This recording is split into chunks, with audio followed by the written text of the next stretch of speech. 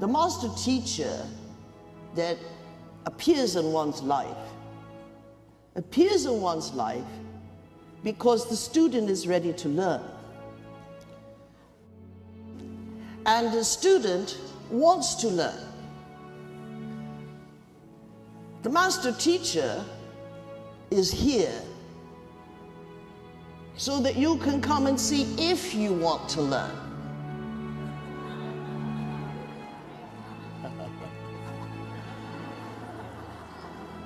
Because in one's long misunderstood concept of a master teacher is that the master teacher, you can sit at its feet and you can learn information.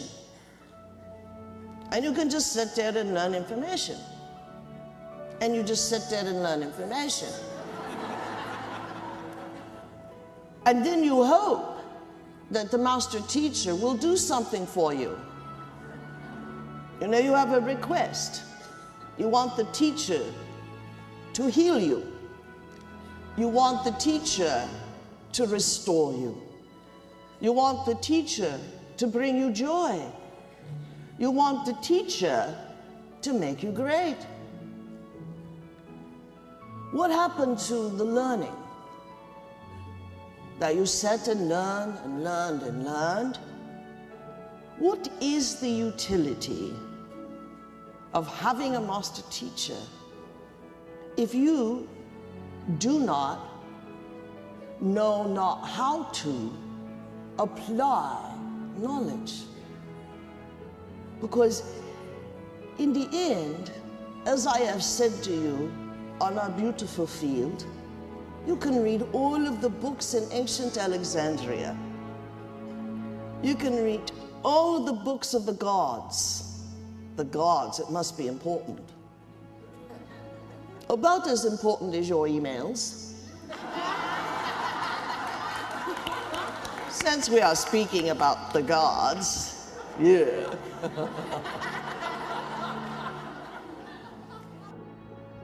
You can read all of that. You can be certain that the hieroglyphs of ancient Nubia, ancient Egypt, and Sumer must hold something. Well, what are you going to do when you find it?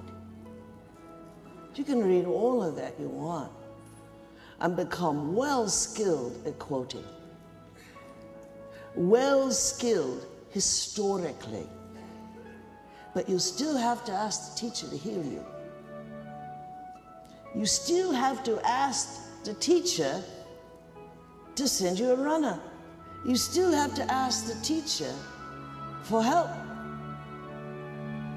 The greatest help is when learning is transferred into initiation, that the initiation is only there for to experience a criteria of learning. Sacred initiation.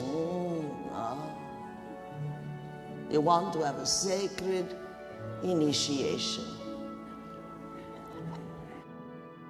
You've had it all week. You've had it all week. But you're just certain that in some intersanctum, that there is some elixir, something that you can be initiated into, that you can drink, swallow, put on, that will change you. It isn't that way. All initiation means is initiate. The action of an initiate going through a ceremony or a discipline in order to experience something they've been taught that's up here but hasn't made it out here because the path from taking it here to there is still unclear and not known. So You see, you can say all you want to, that you're just terrific. Indeed, you can say that you're wealthy, that you're going to draw it to you, but it will not come because you do not have the knowledge of initiation that opens the door of innate doubt, the door wide, so that the experience can make itself known in reality. Without knowledge and initiation, books that you read on positive thinking only mean you're a negative thinker. And so that means that you acknowledge the only truth that you know is that you are in lack. And if you don't know how to open the door in your brain, a physical, neurological place, not mythological, if you do not know how to open the door, that dream, those words will never escape. To make the initiation of a reality a truth, we only open the door when we knock with the rap of truth. Now, what does that mean? That means then, you could read all those books. You could go to all those inner sanctums. You could smell the stale air of the king's chamber. And you may get a virus. Death to all who enter.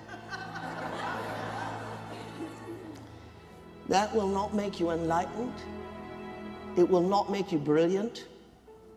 It will not make you well. It will not, in essence, reverse time in your body. It will not prevent your death.